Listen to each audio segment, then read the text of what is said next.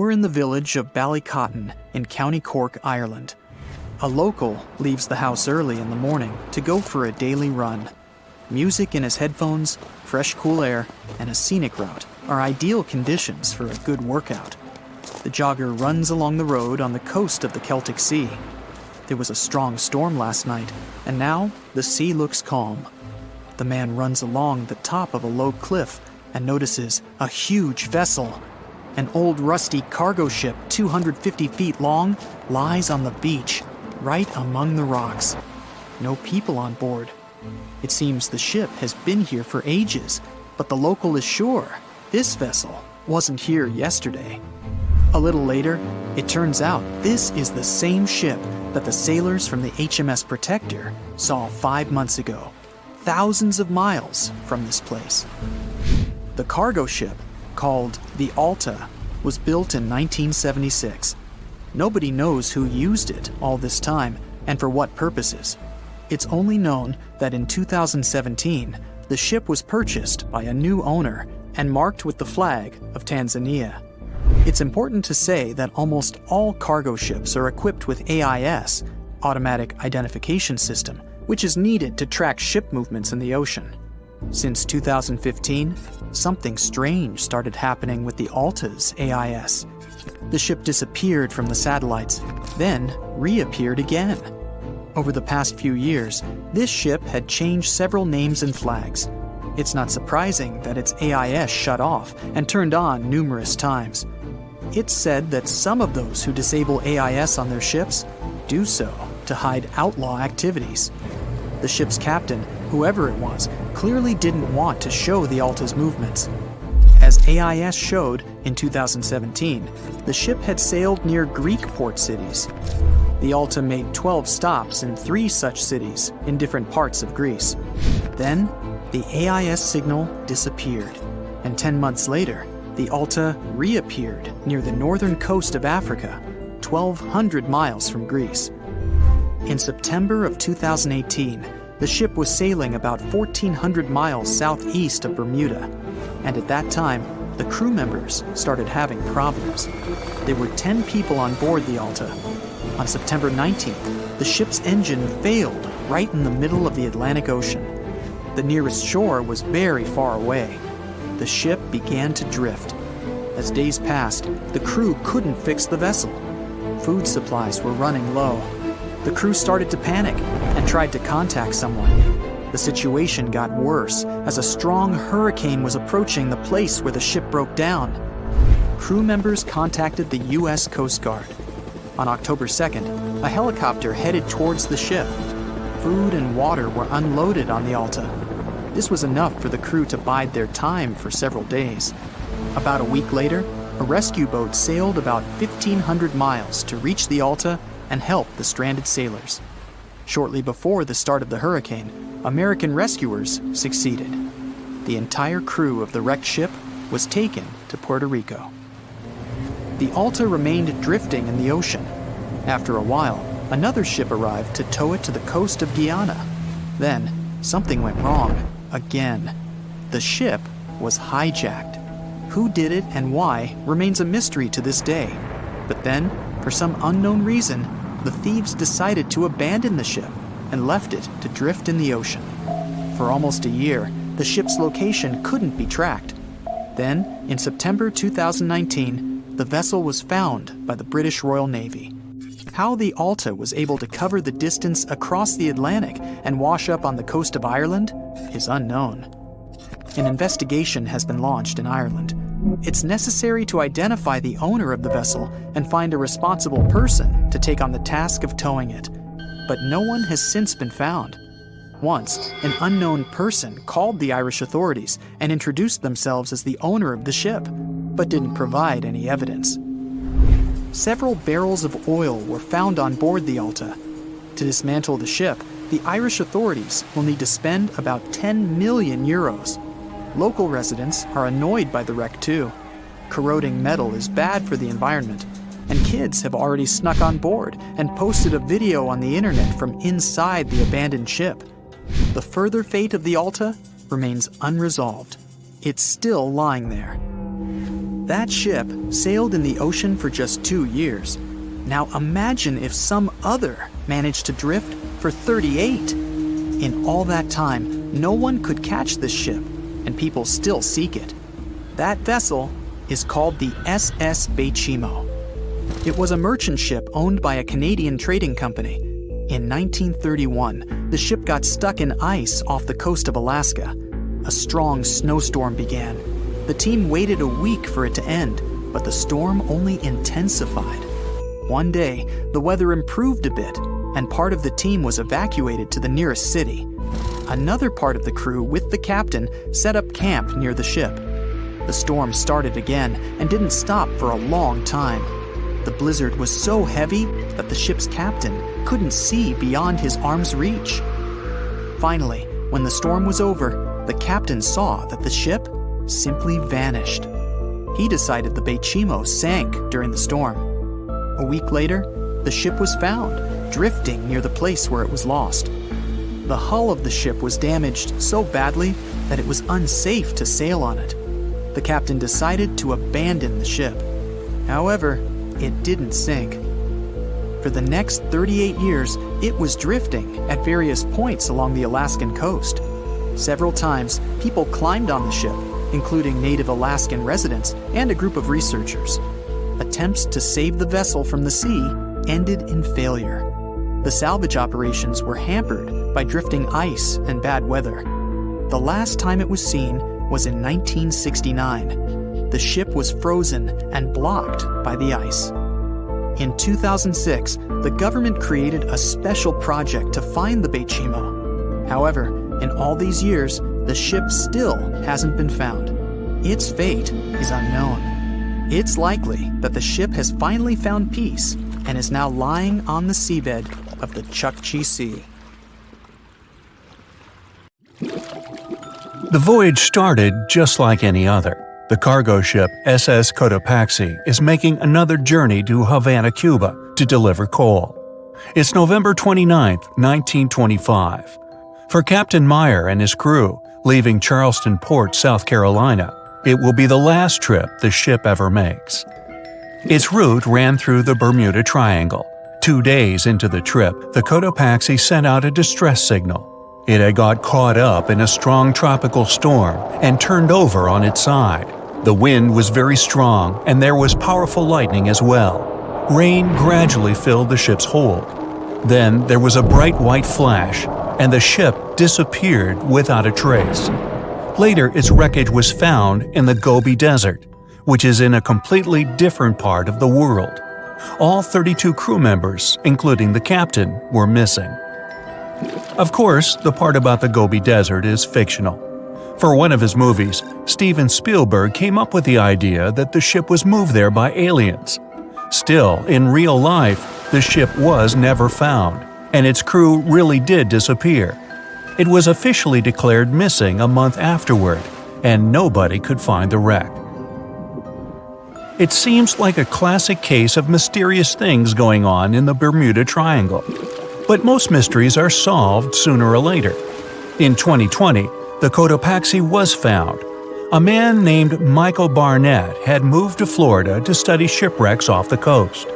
One wreck in particular really caught his attention. It was much larger than the others, and the locals called it the Bear Wreck. It was about 40 miles from St. Augustine in northern Florida, but no one had ever managed to identify the rusty hull. So Michael started to do some detective work. He measured the size of the shipwreck and started working through all the information he could find. He researched hundreds of old newspapers, leafed through insurance records, and looked at artifacts found on the wreck. After hundreds of hours of hard work, Michael was sure it was the Cotopaxi. But a few years before, there had been a rumor that the same ship had been found off the coast of Cuba. The Coast Guard found the wreck of a cargo ship about the same size that looked a lot like the one lost in 1925. Michael was sure they were wrong, so he teamed up with some science journalists and kept investigating. Soon they discovered something that seemed to confirm Michael's belief. Divers found brass valves with the letters SV on them in the wreckage of the ship. Michael suggested these initials referred to Scott Valve Manufacturing Company. The headquarters of this company was in Michigan, not far from where the Cotopaxi had been built. The company had probably supplied parts for the Cotopaxi. So the puzzle seemed to be solved. The Bear Wreck was really the missing cargo ship. But Michael still needed to work out why the ship had sunk. Did something mysterious really happen to the Cotopaxi in the Bermuda Triangle? Later, Michael found the testimony of the ship's carpenter among some old papers. The carpenter claimed that the hatches covering the coal on the ship had been in a terrible condition before it sank. Repair work on the covers wasn't finished before the crew got the order to sail to Cuba. So if the hatch covers were still broken during the trip, water could have easily gotten on board. This water probably flooded the hole during the tropical storm. This was the real reason why the Cotopaxi went down. There was really nothing mysterious about it. It was just a mistake made by ordinary people. But this is just one example out of dozens or even hundreds where ships and planes have gone missing in the Bermuda Triangle. We still can't explain some of these incidents. It seems like there really is something weird going on there. One of these strange events happened in 1948. A passenger jet was headed for Miami from San Juan, Puerto Rico. It disappeared in the same area as the Cotopaxi. The 32 people on board vanished without a trace. The weather was clear throughout the flight, but experts think that when the plane was about 50 miles from the coast, it could have been hit by a strong wind that knocked it off course. Years later, a similar plane was found in the area of the Bermuda Triangle, but because no one could work out the registration, it was impossible to say for sure if it was the same one. Something even stranger occurred not long before, in 1945. 5 planes went missing all at the same time.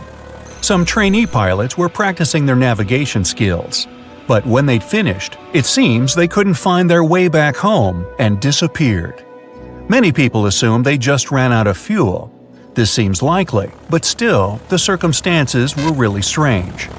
The trainees were being supervised by an experienced pilot who had 2,500 hours of flight time.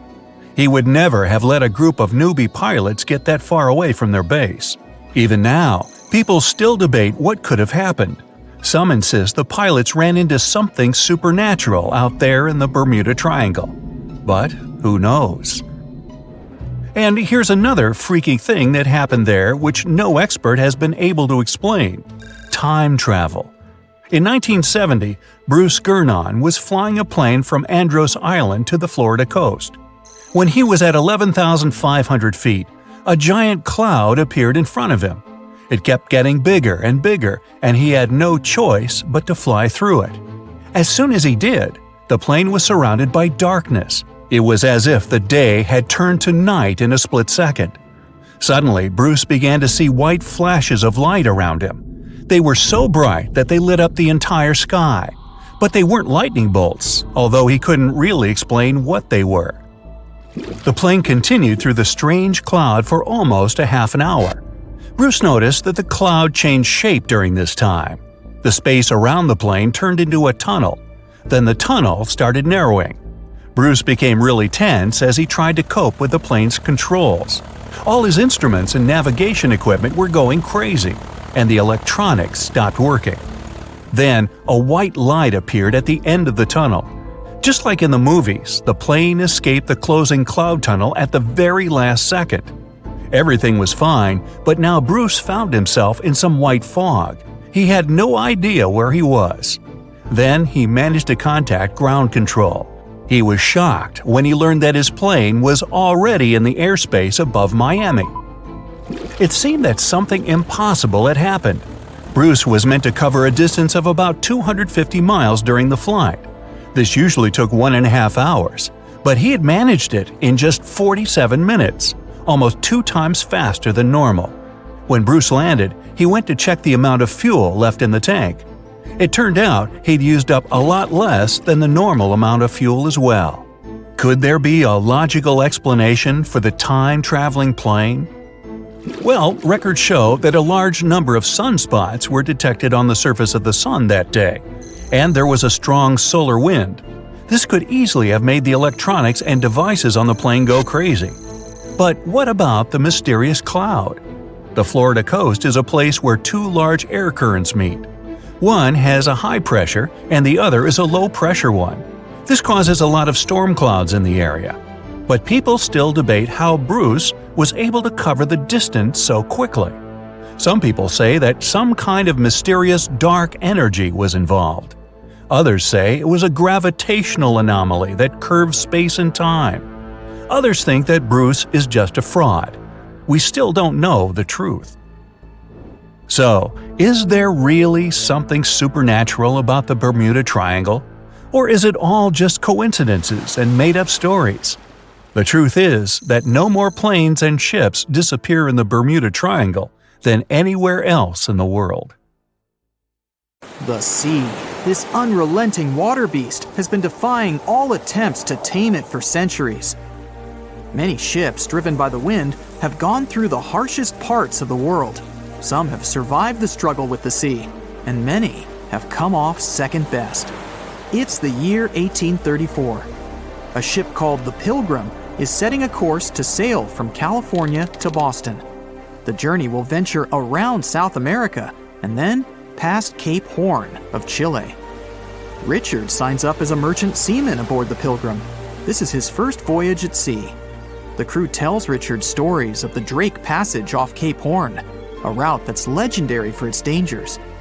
Countless ships and sailors have disappeared in those waters.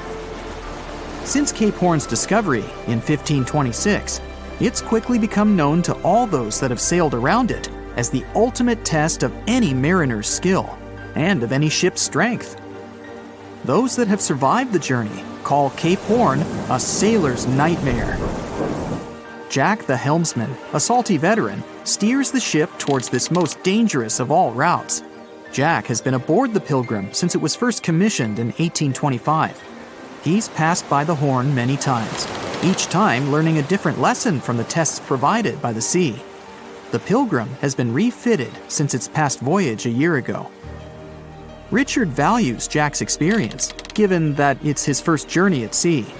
Jack assures Richard of his confidence in the Pilgrim, even though it's just a small wooden brig with 2 masts. Jack's aware that wooden vessels are gradually becoming outdated, replaced by new steam-powered ships. But Jack prefers the maneuverability of the Pilgrim and would take it over the steel ships any day. Richard is excited to be aboard. There's so much to explore in life as a merchant seaman, but the guy struggles to acquire his sea legs on the boat. Forceful winds make the Pilgrim move faster, providing Richard with a quick introduction to life at sea. At the same time, nothing can prepare him for what is to be experienced at Cape Horn. It's the southernmost point of land before Antarctica. The gap between the icy continent and Cape Horn holds the infamous Drake Passage, approximately 700 miles between Cape Horn and the Antarctic Peninsula. Strong winds provide an uninterrupted, steadfast journey toward the Horn. But, as Jack tells Richard, the winds are more concentrated at the Drake Passage. They create a funneling effect, becoming stronger and more unpredictable. Richard is unsure of what this might mean for the Pilgrim, but understands that there's no easier route to travel around South America. A few days pass. The Pilgrim sails by the many islands that make up the western coast of Chile. Although the sea has been relatively calm, Richard continues to deal with his lack of sea legs. His movements are still not very graceful. The constant, ever-swaying deck rises and falls, and Richard finds it hard to get used to the motion. Random large waves hit the Pilgrim from every angle. The ship is quickly approaching Cape Horn. Richard looks towards great thunderous black clouds in the distance. "Welcome to the Horn," Jack says, half laughing. A wry smile upon his face soon disappears. The man gets serious, knowing what awaits them all. Stronger winds start blowing the sails as the crew scrambles to hang onto the ropes. Richard desperately sets to adjust the aft sails, adjusting for the constant change in strong southerly winds. Jack holds firm at the helm, knowing the importance of his role. He's wary of the swell. It can build very quickly the further south they travel. It's crucial the Pilgrim doesn't venture too close to the Horn when they approach. The great darkness that was in the distance is now all around them, filling the sky in every direction. Blackened clouds throw rain and hail down at the crew as they try to resist the enraged weather. Jack is directed by the captain at the helm, changing the direction of the vessel. The temperature has dropped significantly. Barely keeping the water from his eyes, he turns toward the port side bow to provide his face a brief break from the torment of the wind. Looking out into the distance, the man sees the Horn standing alone, surrounded by mist. It's a haunting sight. He steers the Pilgrim along the face of the Horn, the distance getting shorter. The waves shrink in height since the depths become shallower. But these waves are much steeper, and their angle can cause more damage to the wooden vessel. Jack's unsure how much of these waves the Pilgrim can take before the hull is breached. Richard, still posted at the aft sails, watches the water and icebergs floating by.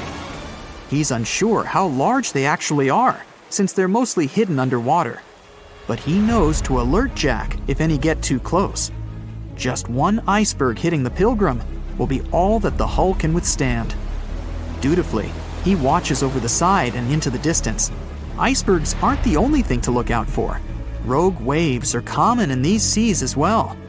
The connecting Antarctic and Pacific Oceans, mixed with stormy weather, form waves together.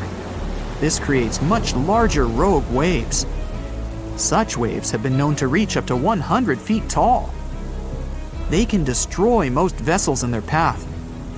It'll surely be the end of the Pilgrim if it comes across a rogue wave. Strong currents adjust the route of the Pilgrim, as though the Horn is trying to lure the ship toward its rocky shallows. Slowly, they are getting pulled closer toward the Horn. Jack is fighting the current at the helm. Spinning the wheel, he strains his body as much as he can. Grunting, he plunges the wheel from the port side to starboard and back again. The captain keeps yelling directions. To a novice, they're extremely confusing. But Jack, a hardened veteran, continues to interpret the directions with ease, steering to readjust their course away from the Horn. The captain orders Richard to assess the hull below the decks. With the level of pounding the Drake Passage has provided so far, it's surely harmed the ship in some way. Richard runs to the deck as another sailor yells something at him, but the noise of the sea makes it difficult to hear. A wave hits the side, flowing onto the deck. Richard manages to hang on to the mast before he's almost swept overboard. The entire front deck seems to be underwater. Hanging on as the water rolls off the sides of the ship and waiting for it to clear, Richard watches the Horn slowly go past. Still, it beckons toward the Pilgrim, as though asking for its dues from the crew. The currents are still pulling the ship, while the storm is raging on, with no end of the struggle in sight. The storm is growing ever larger and fiercer. Richard gathers himself to head below and assess the damage. After a slow descent to the lower decks, Richard can finally look over the hull from the ship's quarters. There's no damage from what he can gather. But he's shocked by the depth of the water inside. It's now at waist depth. Cups, amongst other things, float in the water. Even inside the ship, the guy can't escape the waves. Unable to make sense of it all, he stands frozen, listening to the almighty power of Mother Nature outside. The sea roars even more wildly, waves constantly thudding against the hull. It sounds like a somber drumbeat, a slow countdown to the demise of the Pilgrim. Richard forces himself back to the terrors of the above decks, grasping onto the rails to carefully walk the slippery stairs. He leaves the disturbing creaks of the wooden decks. They're soon replaced with the strained sounds of the ropes, the yells of other sailors, and the deafening roar of the sea crashing all around him. Jack is at the helm, focused on his role, still fighting the wind and the waves, even with the addition of ice and frost. It seems that the world around him has set its heart to distract the man from his duty, but Jack pushes on determinedly. For 9 days, the Pilgrim fights the constant changes in stormy weather, facing all kinds of obstacles, but the ship manages to make it through. As they leave the storm behind, the crew sets their course north for their final destination. The sight of the sun peeking through the dark clouds is the most relieving thing Richard has ever experienced. Unfortunately, Richard lost his rations at some stage during the storm. At sea, if your rations are lost, it's your own bad luck. Luckily, Jack is kind enough to share some of his.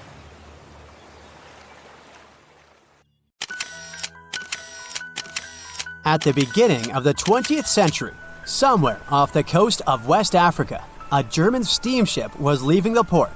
Suddenly, the weather got worse, and the vessel entered a thick fog. The sailors ran aground on a sandbank close to the shore. Luckily, no one was hurt, and they were even able to save their precious cargo. But the ship was stuck in the sand for good. And it was not alone there. Nearly the entire length of the western coast of Namibia is called Skeleton Coast. If the name sounds scary, that's because it is. This 976-mile-long beach line is among the most dangerous places on Earth. The local Bushman tribes believe that their supreme deity made this land when it was angry. The Portuguese were the first Europeans to set foot in Namibia in the 15th century. And yep, they didn't like Skeleton Coast either. Portuguese explorers thought this land presented the gates to the underworld. This is the place where the Namib Desert meets the Atlantic Ocean. It might be dangerous, but it's actually beautiful. Plus, it's a UNESCO World Heritage Site. If Skeleton Coast had a PR manager, they would quit on the first day on the job. The area is not exactly tourist-friendly because of its geography and history. Beneath the sand and the waves, there is a secret ocean currently lurking for unsuspecting sailors. It's called Benguela Current. It flows towards the north along the coast of southern Africa.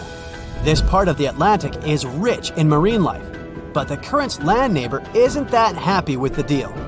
This arid climate created the Namib Desert, one of the driest regions on Earth. And that marine life I just mentioned? It's sharks. 11 species of them to be exact. And yes, the great white decides to pop by once in a while. So far, we've got a desert landscape, strong currents, and sharks. Not a place for a beachside resort, definitely. But if someone ends up on Skeleton Coast, will they know they're in danger? Don't worry, they will. The beach is littered with wrecks of all sizes and shapes.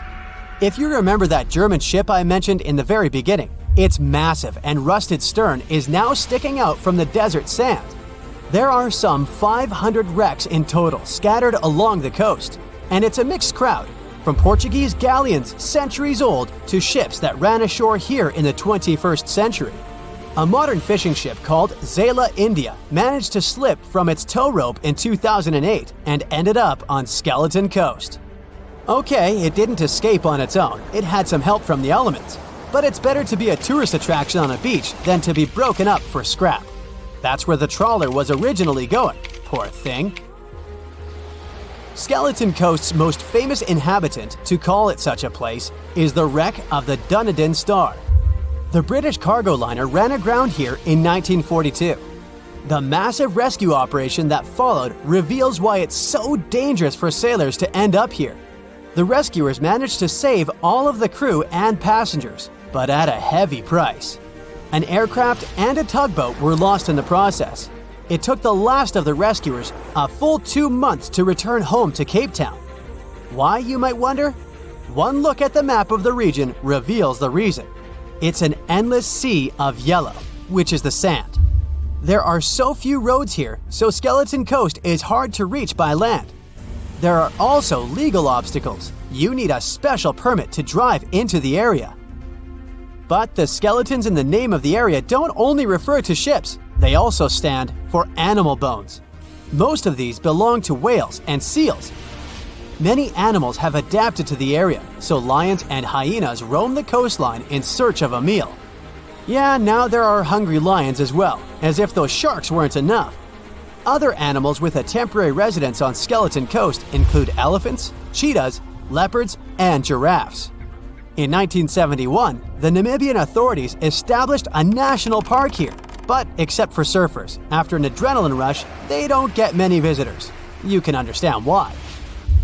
The Namib Desert is the oldest desert in the world, and it's not very tourist-friendly either. Those who travel to the region should pack sunscreen and a warm winter jacket. A weird combo, right? Well, not so much when you think that during the day, temperatures soar over 110 degrees Fahrenheit. At night, the air temperature drops below freezing. What a climate roller coaster! And that's not the final danger. Yep, there's more. Remember how that German ship got lost in thick fog? Yeah, it wasn't a one-off event. Because of the region's climate, fog shows up frequently. Sailors should cover their ears now, but this fog is actually good for wildlife. This is their only source of water in the Namib Desert. Reptiles and mammals have adapted to the harsh climate. They use as little water as possible. Shifting sands, thick fog, strong currents, lions, and sharks. Not the stuff you would put in a tourist booklet, but Skeleton Coast isn't the only beach on Earth you wouldn't want to spend your vacation on. I will take you to Cape Tribulation in Australia. The area covers some 48 square miles in the northwestern part of the continent. And no, the area is not as dry as Skeleton Coast. It's part of the Daintree rainforest. You could say that here, it is the rainforest, not the desert that meets the ocean. The beach at Cape Tribulation is straight from a postcard. But looks can be deceiving. Australia? Probably sharks. No, crocodiles are out here to get you if you decide to go for a dip in the sea. There are saltwater crocodiles that the locals call salties. Well, that's a cute nickname for such a dangerous reptile. And it's not just them. The wildlife seems to have a beef with visitors. From October to June, the waters around Cape Tribulation are full of box jellyfish. Their venom affects the human cardiovascular system. When touched by a jellyfish out at sea, swimmers won't have enough time to reach land for help. Vinegar helps neutralize the sting, so you might want to keep a spare bottle in your luggage. Crocodiles and jellyfish sound dangerous, but there's one more animal you should look after. It's the wild boar. It might sound funny, but you won't laugh when you're being chased by one of these across the beach. 21 million wild boars live in Australia. They're mostly active at night, making it even more dangerous if they charge at you. The best defense is running in circles. Wild boars can't cut corners well.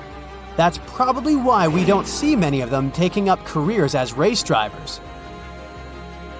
Cape Tribulation has one last danger installed for you, and it's not an animal. Out here, even the trees are plotting against visitors. The stinging tree got its name for a reason.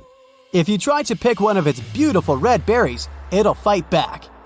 Its prickles are like tiny glass shards.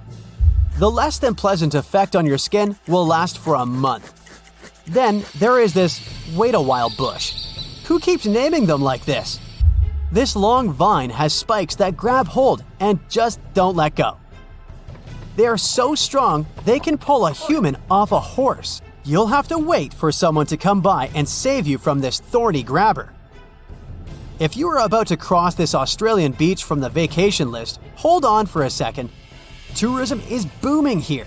The local authorities have restricted access to all of the danger zones. Visitors go swimming in dreamy water holes that are surrounded by lush vegetation. There are even ropes to swing from. Now, that's a beach you can finally relax on.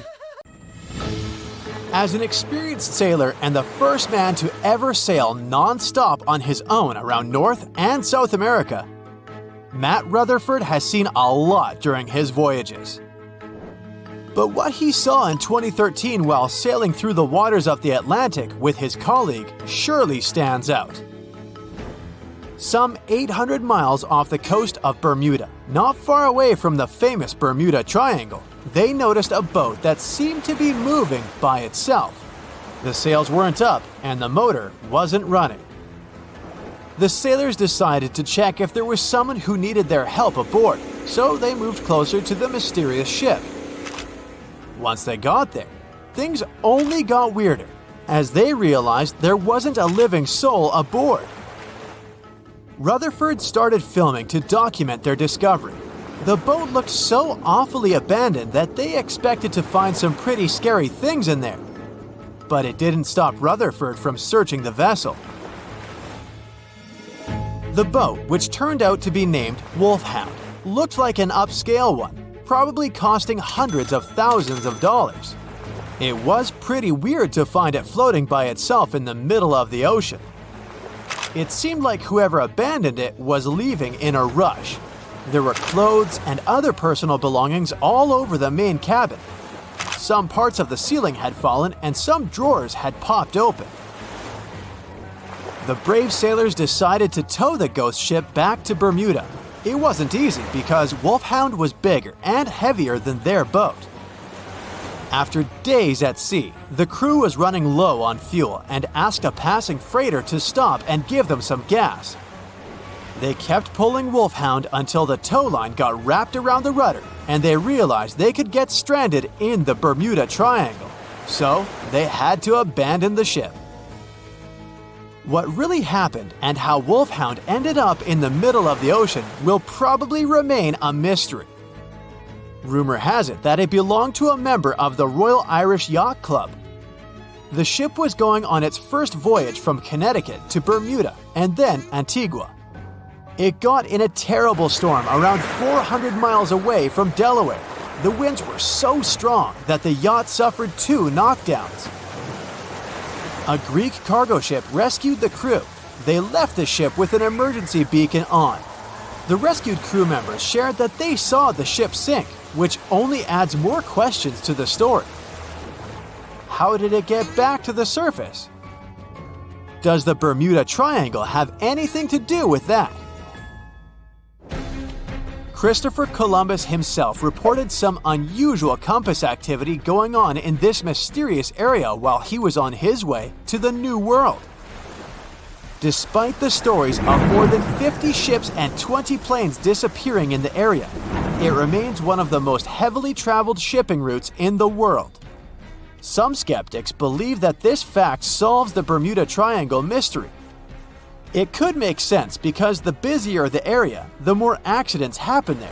But then again, it's not the number of disappearances that makes the place so mysterious. It's the lack of explanation and wreckage lost for good. The first ever confirmed ship to vanish in the Bermuda Triangle was the USS Pickering.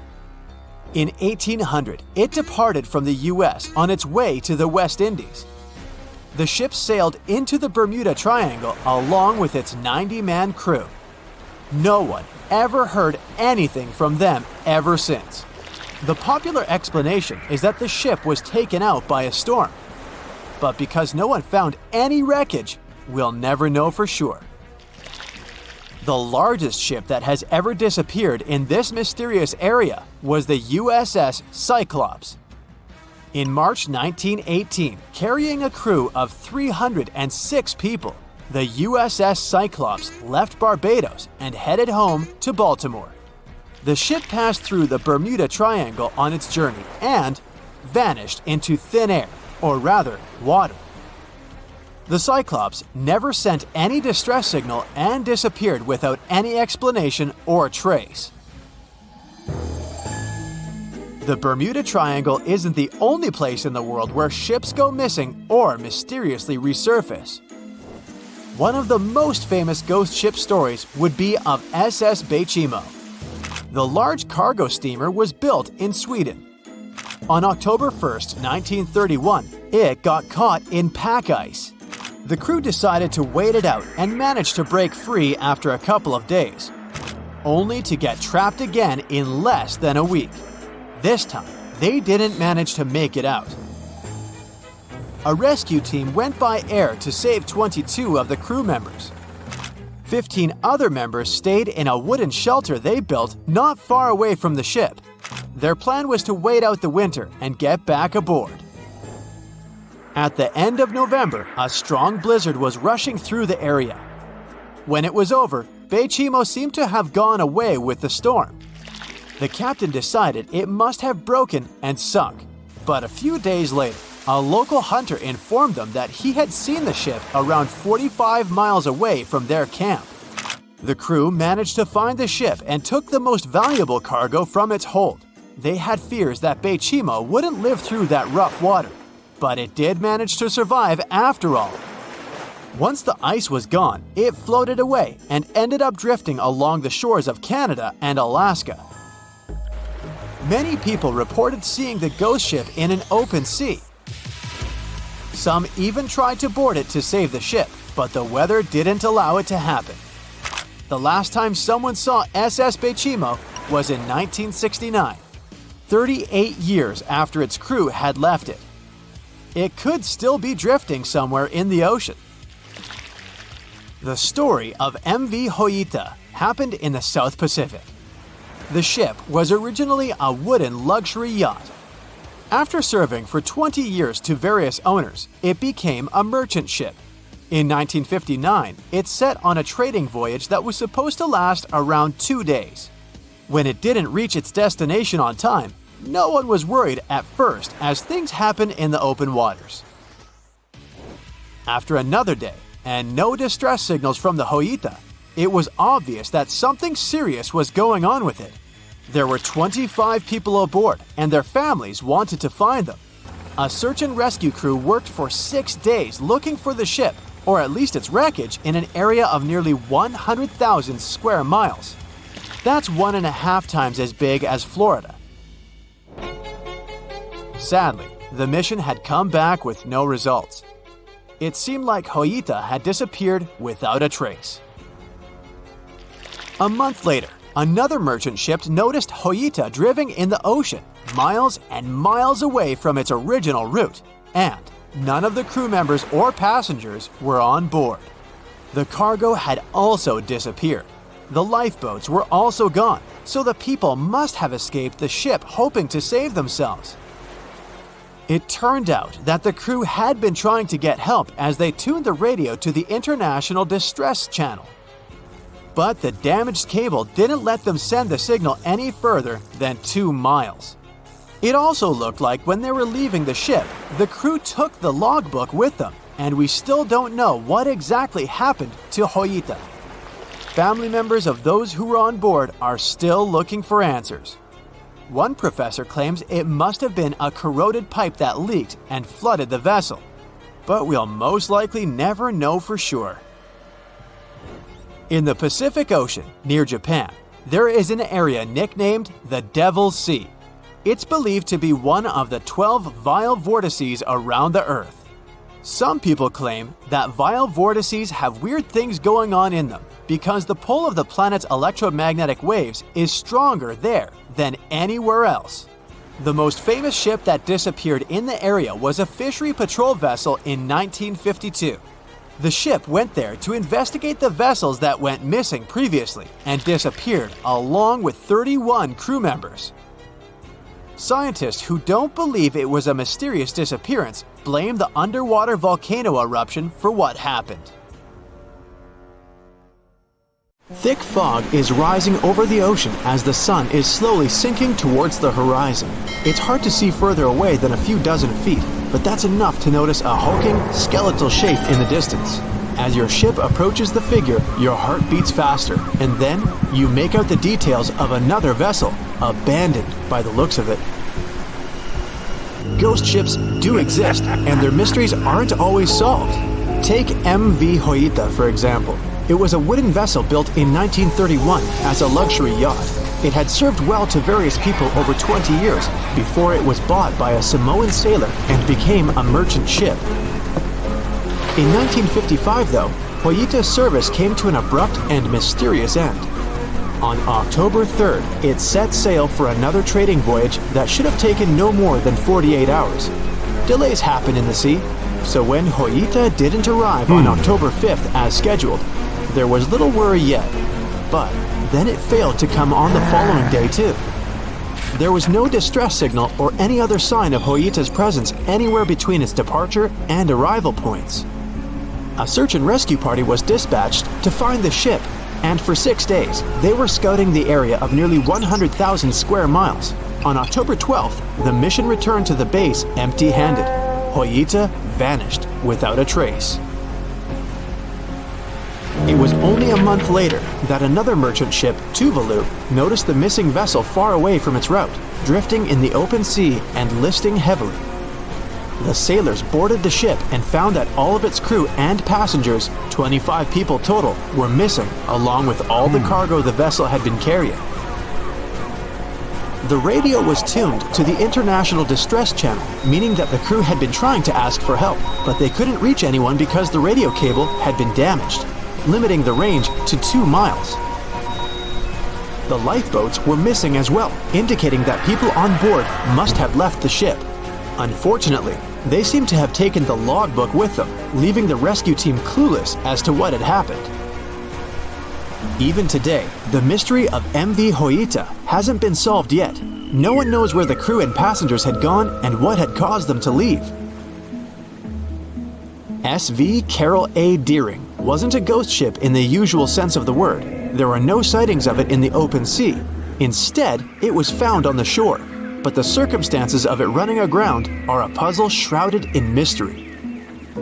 Carol A. Deering was built in 1919 in Maine, and it was a large vessel made for commercial voyages.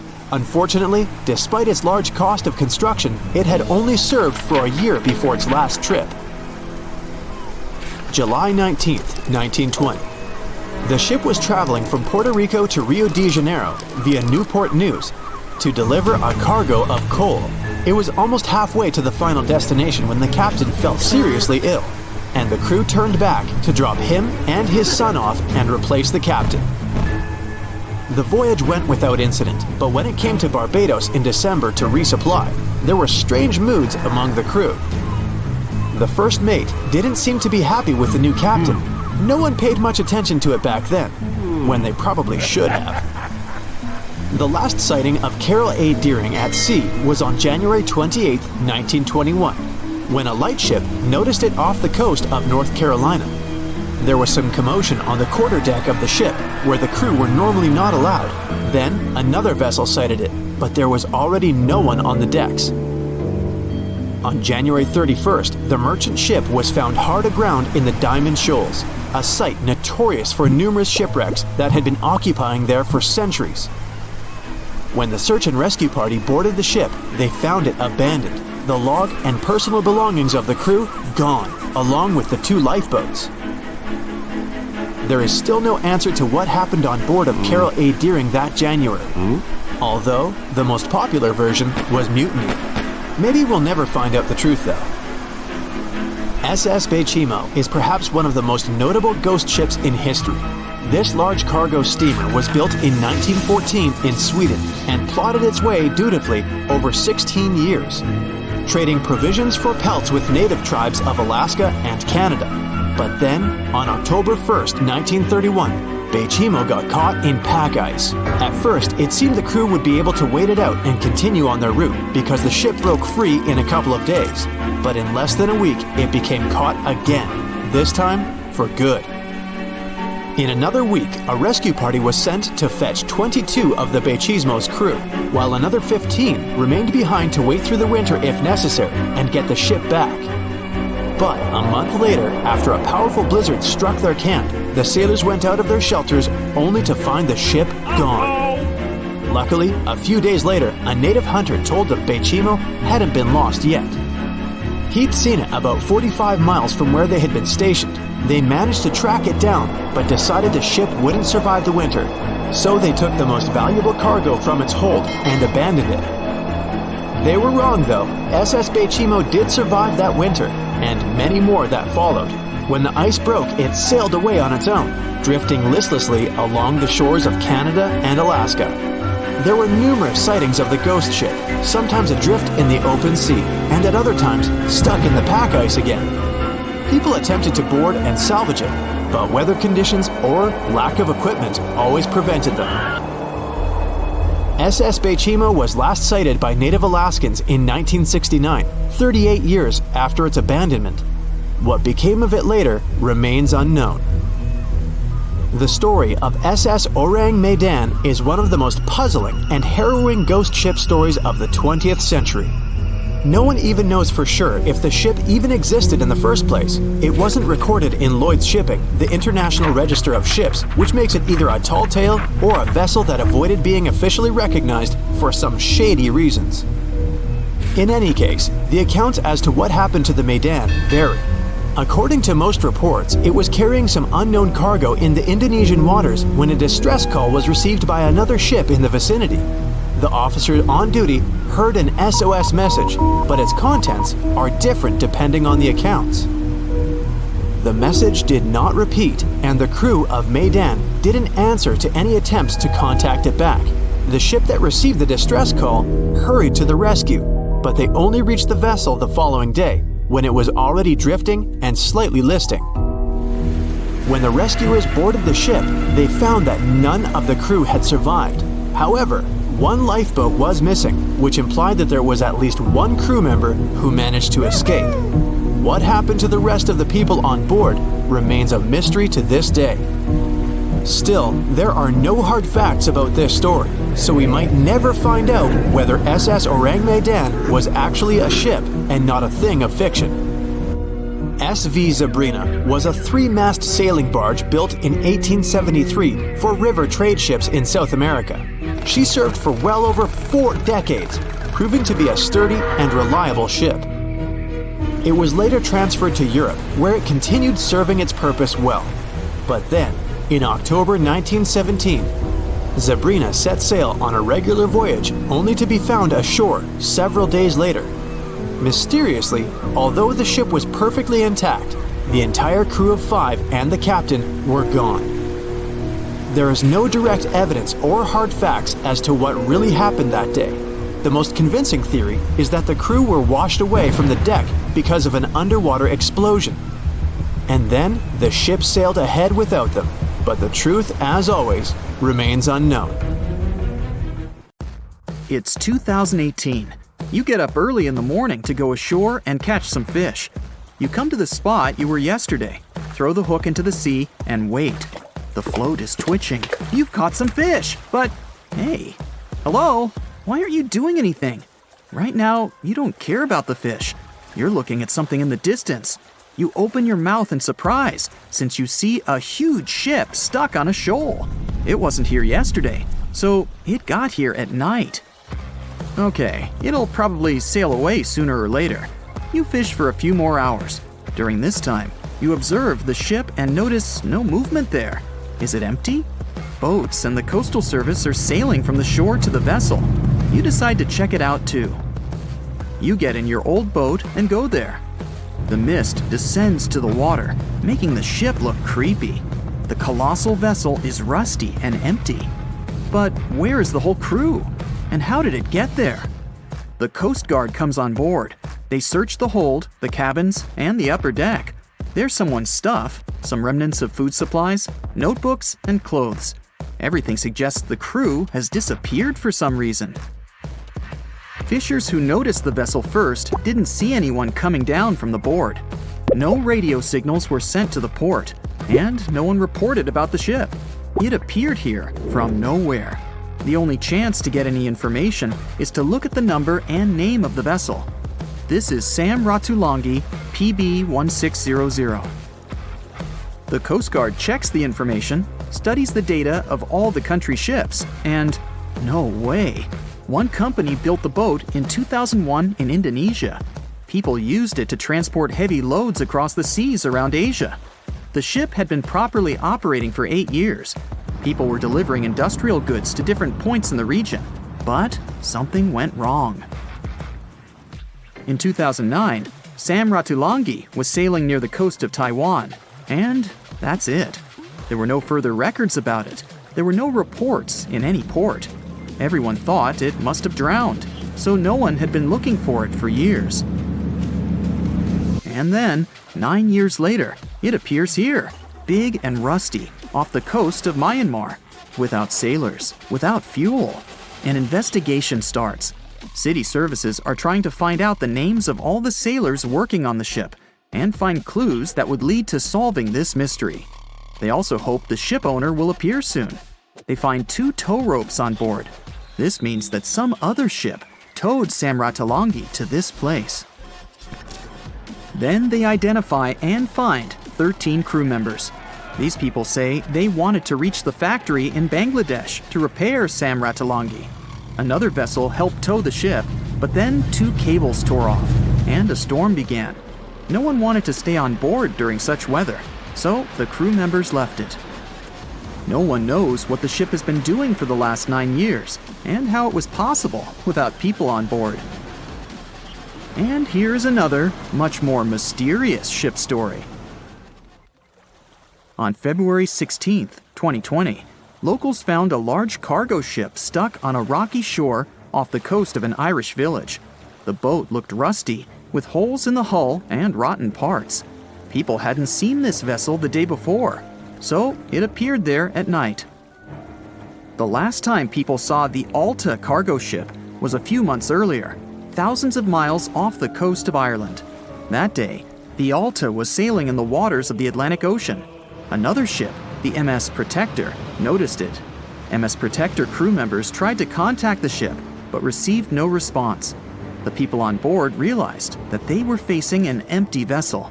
And then, 5 months later, it appeared near the coast of Ireland.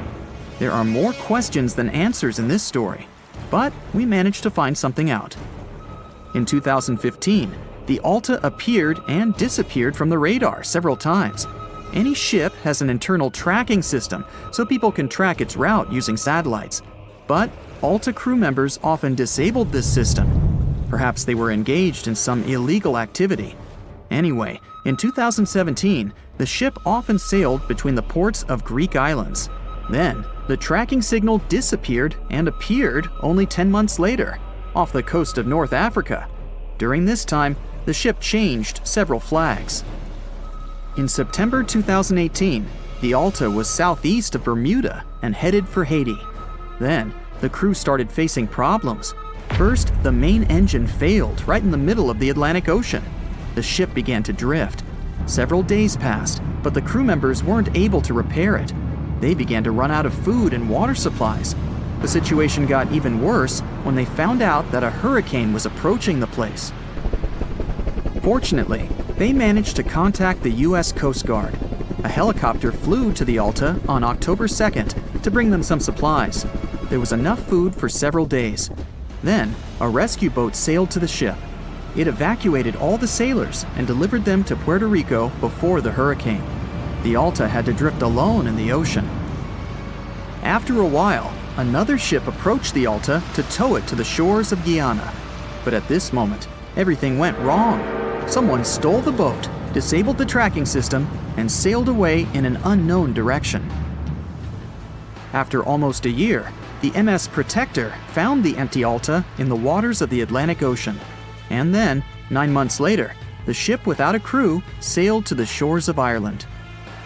How did it manage to travel across the Atlantic and get to the coast of Ireland? It's still a mystery. Maybe it was just luck. No one else saw the ship all this time. It was just covering huge distances, surviving storms. Who's the captain? What happened to the thieves? Who owns the ship now? One day, someone called the village administration and introduced themselves as the vessel owner. But that unknown person didn't provide any evidence. They found several barrels of oil on the ship, which they took away by helicopter.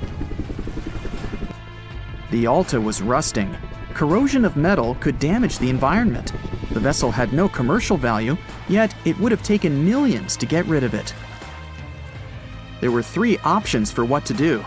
Leave the ship where it was, tow it into the sea and let it sink, or disassemble it for scrap.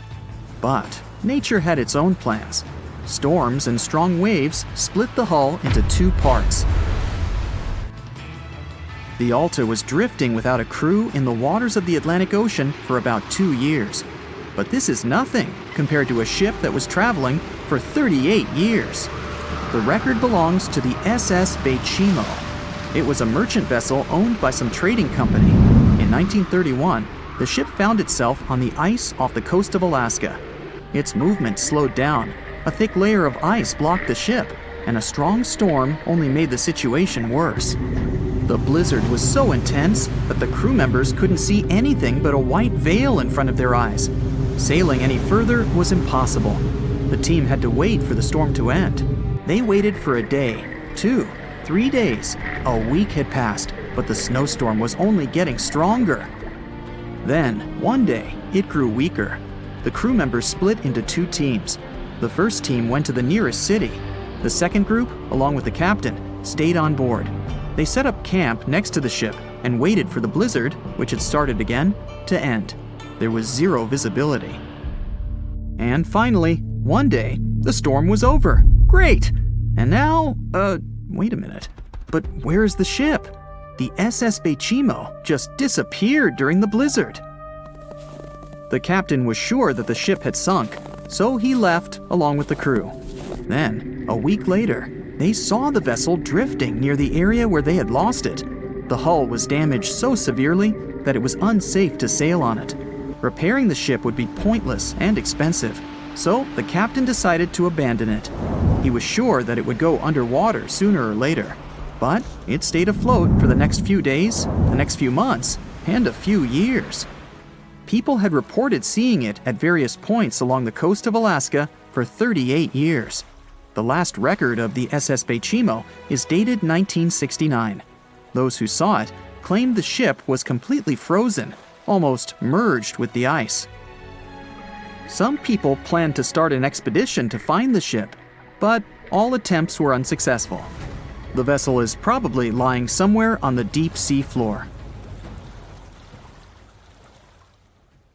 It has recently become a popular location for many tourists looking for the perfect place to get away from it all. If you're lucky enough to catch a sunny day here, it's like no other, I can assure you.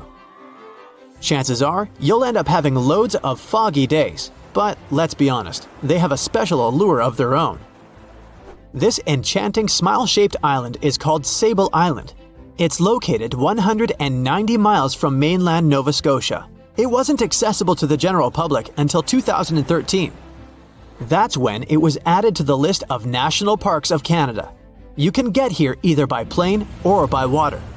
But what's so enchanting about this place anyway? There must be something since the yearly tourist count is growing every year. Firstly, there's a spectacular number of wild horses here. There are between 200 and 500 horses roaming free all over the island. There's also a large population of gray seals. The place is also the only breeding location of a rare bird species called the Ipswich sparrow. If you're already considering a trip here, there are some things you need to know first. Remember that fog I mentioned earlier? Well, it turns out that Sable Island is the foggiest place in the Canadian Maritimes. I'm talking about approximately 127 foggy days each year. During such days, Sable Island literally disappears underneath a thick layer of fog.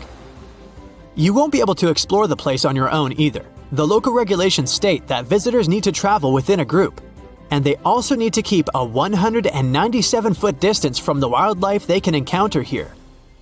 As charming as this place may be, it holds a dark secret hidden beneath the sandy dunes, and it has nothing to do with beautiful creatures living here or the island's unique vegetation.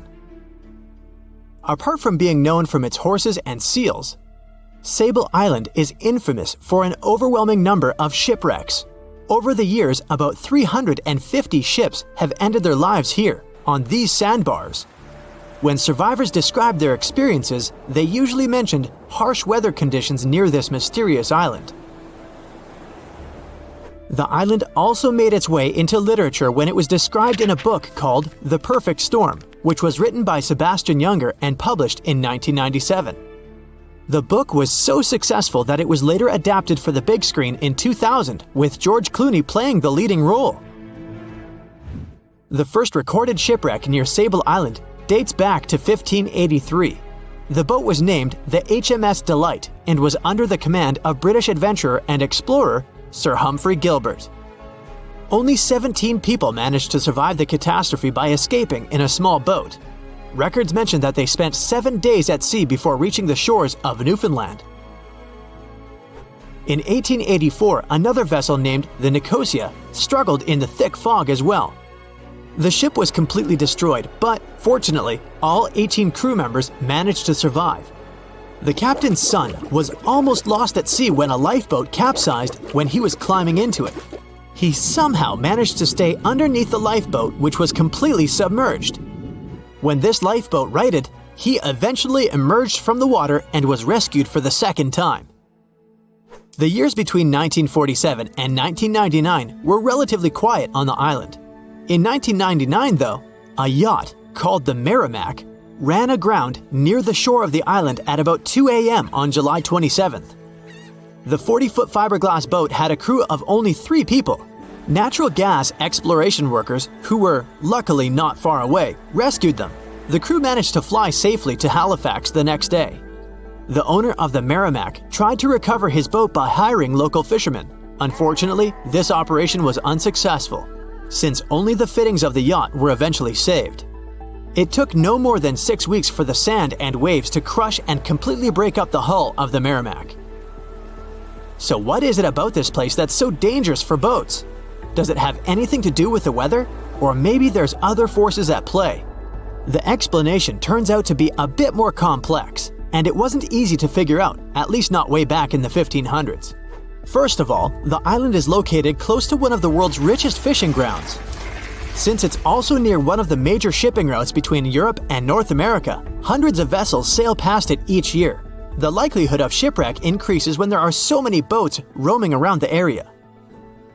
Sable Island is also in the way of most of the storms that move up the Atlantic coast of North America. It's no surprise that boats often get hurtled straight onto the shores of this island.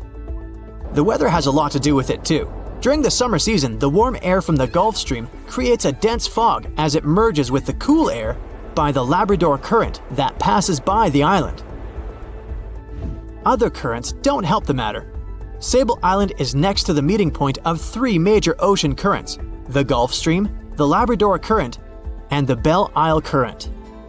Since the 1950s, radars and other modern navigation tools have been used on commercial vessels as well. Up until then, the sextant was the main instrument used to figure out a ship's location.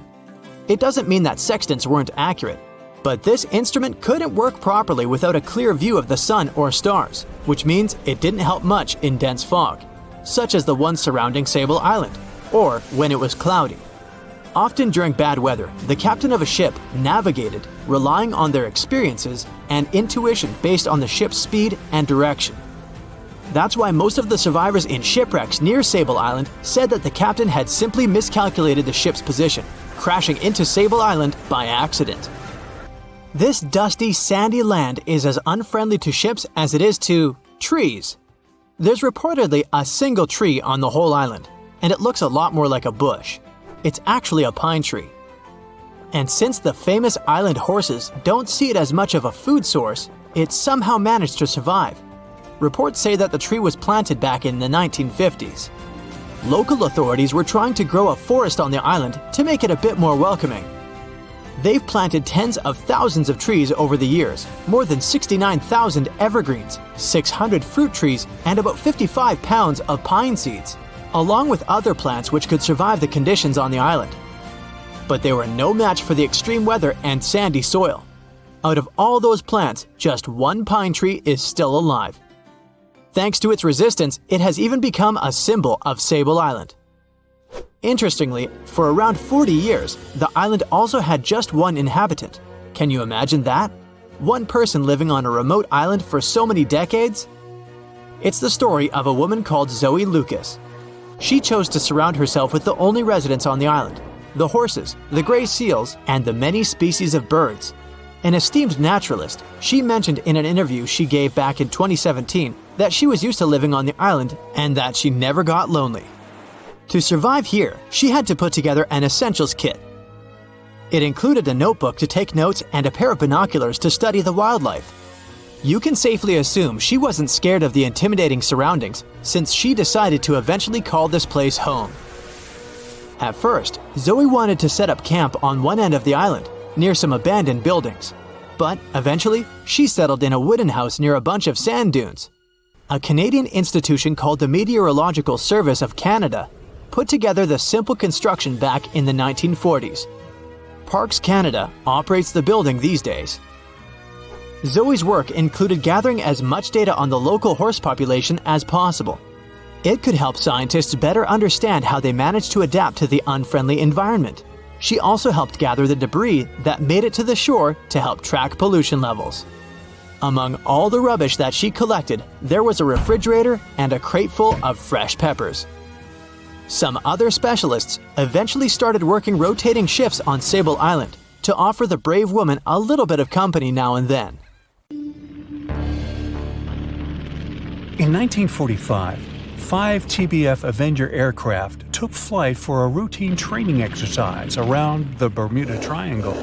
In the middle of the exercise, the planes were struck by intense rain and heavy winds, despite the clear weather forecast. The pilots became extremely disoriented and radioed the base to report that their navigational equipment had stopped working. The last thing the base heard was, "When the first plane drops below 10 gallons, we'll all go down together," and then static. The 5 planes and their 14 crew members were never seen or heard from again. On his very first voyage to the New World in 1492, Christopher Columbus sailed through the Bermuda Triangle. Columbus reported that one night when he was on the deck of the ship, he noticed a giant light appear in the distance, unlike anything he had ever seen before. Columbus looked at his compass for direction, and it gave off erratic readings. You might have noticed that the Bermuda Triangle doesn't appear on any world map. This is because official institutions refuse to acknowledge that the area actually exists. A popular theory suggests that rogue waves are responsible for the many disappearances. Rogue waves are called extreme storm waves by scientists. They occur when different weather patterns take place at the same time and cause large unexpected waves. Witnesses say that the waves look like giant walls of water. These waves could explain why ships go down fast and without leaving any trace. The Bermuda Triangle is home to some pretty intense and unexpected weather. Storms build up quickly and unexpectedly, then disappear soon after. If you blink, you might miss it. This could explain why few distress signals are issued. Pilots and sailors never saw the weather coming. No one knows exactly how many ships and planes have disappeared in the Bermuda Triangle. The rough estimate is 50 ships and 20 planes. Most of the time, the disappearances had no explanation and no wreckage has ever been left behind. Another bizarre theory trying to solve the Bermuda Triangle mystery comes from Charlie Berlitz. He insists that the area is home to the lost city of Atlantis. The missing ships and planes and malfunctioning equipment, according to him, were all caused by rays of energy let out by the special energy crystals that power Atlantis. While this sounds silly, Berlitz's theory was convincing enough that over 20 million people bought his book worldwide. In the year 1800, a large sailing vessel called the USS Pickering departed from the U.S. on its way to the West Indies. The ship sailed into the Bermuda Triangle along with its 90-man crew and was never heard from again. The USS Pickering was the first ever confirmed ship to vanish in the Bermuda Triangle. It's believed that the ship was taken out by a storm, but because no wreckage was ever found, we'll never know for sure. When the TBF Avenger planes went missing, a massive search operation was conducted. Boats and planes searched the Bermuda Triangle for any signs of the aircraft. One of the boats searching was a PBM-5 Mariner airboat. The airboat took flight at 7:27 p.m. and called in a routine radio message 3 minutes later. Then, it was never heard from again. No trace was ever found of the rescue airboat or the 5 Avenger aircraft. An enormous investigation was launched into the disappearance of all these vehicles, but nothing was ever discovered. This particular area of the ocean is one of the most heavily traveled shipping routes in the world. Some skeptics believe that this fact solves the mystery. Statistically, the busier the area, the higher the frequency of accidents and disappearances. While this makes sense, it's not the frequency of disappearances that's responsible for the mystery of the Bermuda Triangle. It's the lack of explanation or wreckage found.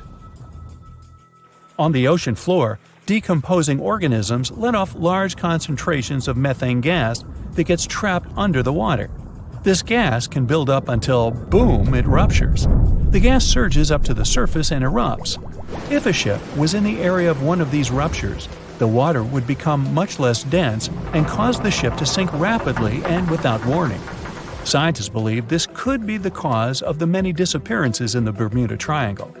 While this theory makes a lot of sense, it doesn't seem too likely. The U.S. Geological Survey has stated that no large releases of gas are believed to have occurred in this area for the past 15,000 years. The ocean floor is made of rocks containing a lot of magnetite. It's more like iron. Magnetic fields react to high concentrations of magnetite on the ocean floor, which may start a sort of conflict between the two. It can often lead to various weather anomalies and, as a result, navigation issues. And, naturally, any changes in the ocean floor or the Earth's magnetic fields influence the Bermuda Triangle a lot. Since the magnetic field is constantly moving, it might be also taking the Bermuda Triangle with it. Now that people know where the triangle is, it's easy to avoid it. It supposedly moves eastward together with the magnetic poles, but scientists still can't answer where exactly it will be in a couple of years. Some people blame all the disasters on the extraterrestrial paranormal activity. Others suppose it's all about raging natural phenomena. There's another triangle in Lake Michigan. Just like the one near Bermuda, the Michigan Triangle got its shady reputation for some disappearances. The first recorded one dates back to 1679. A large vessel, one of the largest of that time, set out on an expedition. Yet, once it got in the sinister triangle, it never came back. Much later, an aircraft disappeared in this triangle. The skies are usually very clear there, but back in 1883, some people witnessed abnormal things in the area.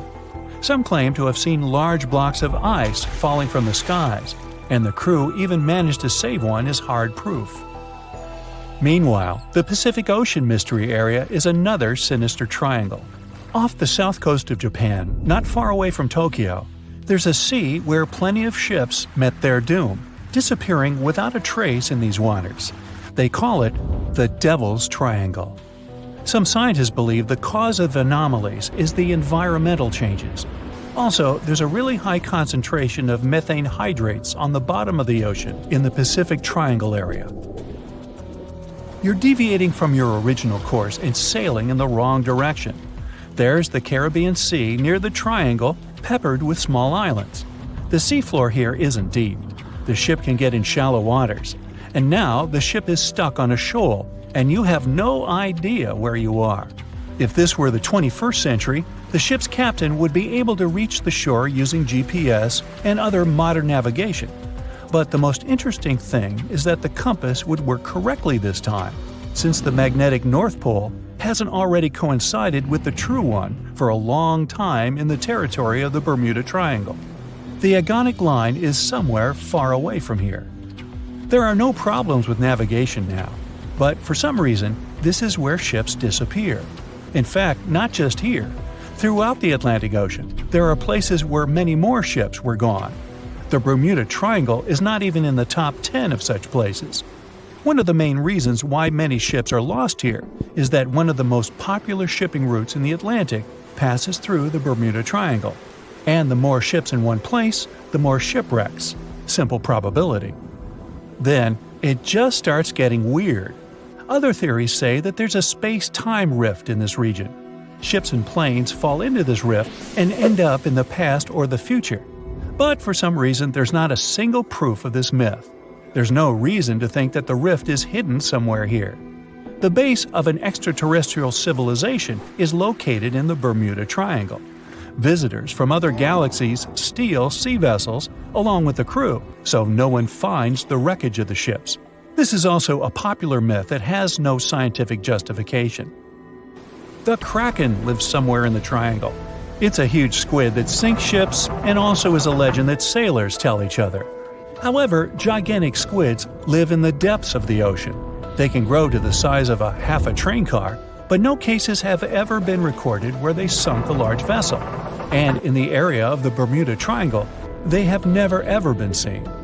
People in the past didn't know about the existence of these creatures, so when they saw them for the first time, they described them as huge, terrible monsters. Giant squids are some of the most elusive creatures on Earth, and scientists had to use sonar equipment to find them. They don't like to leave the dark depths and are likely to be afraid of the sound of any ship. So, that should squash the squid as a suspect. The year was 1854, and the SS Arctic, the fastest passenger liner of its time, set out to cross the Atlantic. As it sailed through the misty veil, it slowly disappeared into the unknown. The Collins Line, an American shipping company, was started in 1818 and only began seriously trading in the transatlantic by 1835. Its steamships crossed the Atlantic from Liverpool to New York within just 10 days.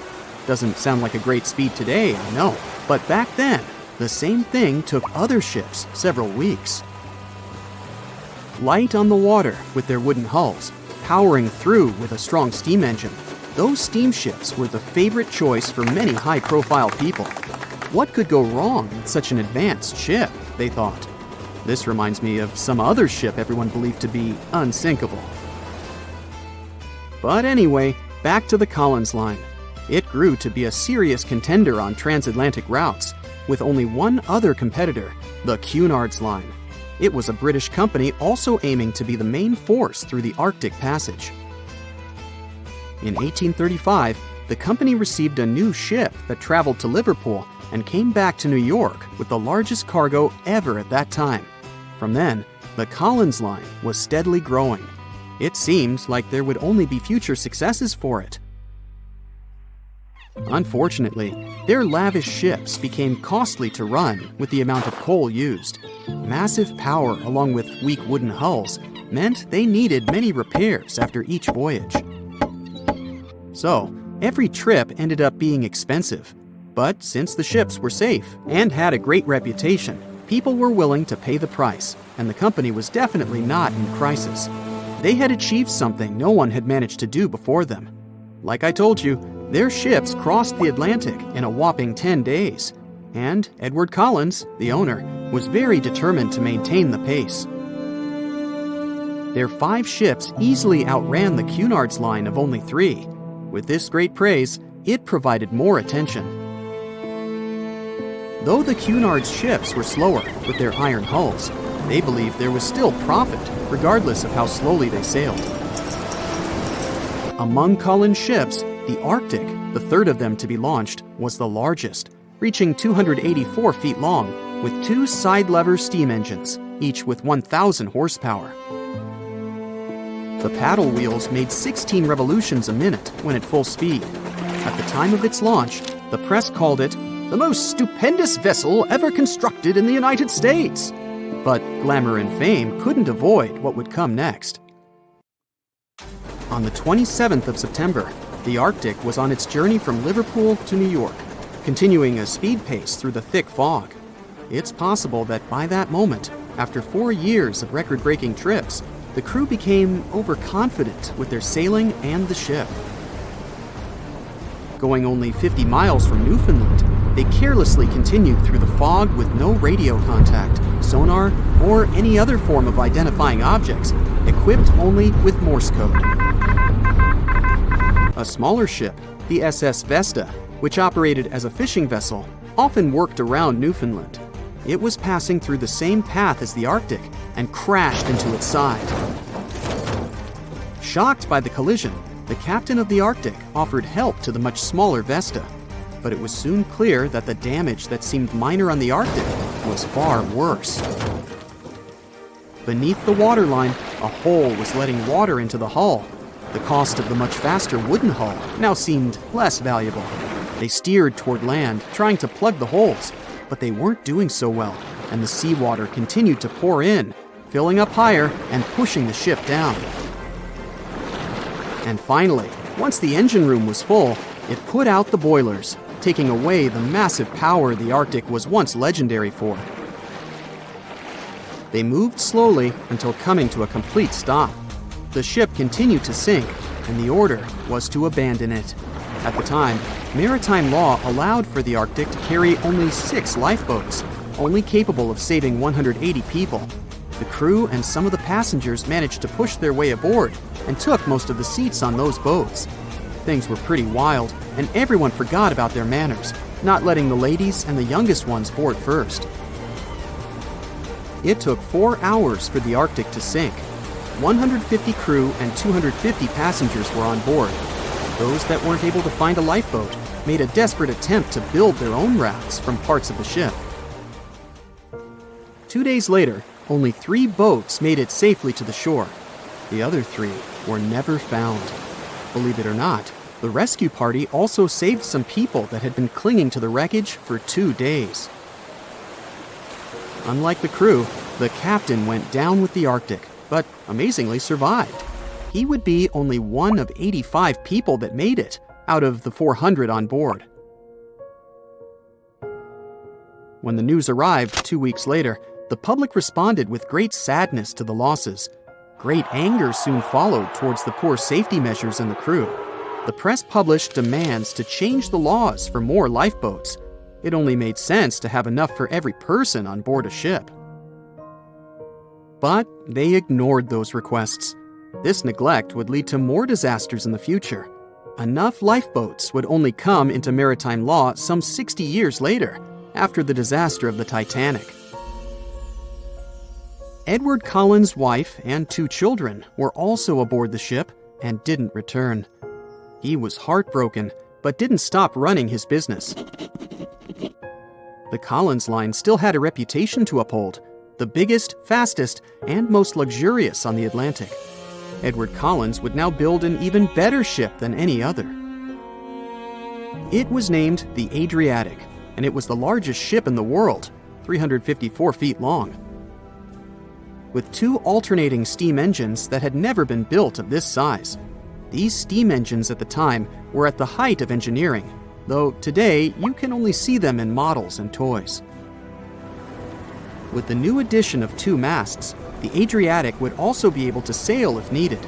Luckily, they made some lessons from the disaster of the Arctic. But before their new ship, the Adriatic, was built, another disaster had occurred. The sister ship of the Arctic had also sunk. They believe this second ship was desperate to stay in front of the Cunard's line and hit an iceberg somewhere during the race.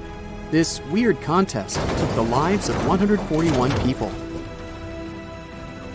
The desperation of Collins and his weakly built hulls pushed the company towards bankruptcy in 1858. The newly built Adriatic, costing over $1 million, had only made 1 voyage in the end. And even that voyage was considered a disaster. The ship collided with a tugboat. It still managed to finish its maiden voyage at a suitable time. After the company had gone bankrupt, they had to sell the ship for only $50,000. They removed the great giant engines, replacing them with only sails. Although it was once the greatest ship on the high seas, it was only 30 years later until it was abandoned, labeled irreparable, and anchored in a river. The other remaining ships were also sold and only used for parts. Edward Collins left the industry altogether, seeking work on dry land instead. As the Collins line was no longer in the mix, the Cunards would grow in strength. Without competition, they would win the Blue Ribbon for the next 30 years, and 180 years later, after producing hundreds of ships. They still have a constant presence on the seas as they provide transatlantic crossings, world voyages, and leisure cruises. To this day, the Cunard line is the only one to run ships between Europe and America, and it's great proof that it's not always the fastest that's the best.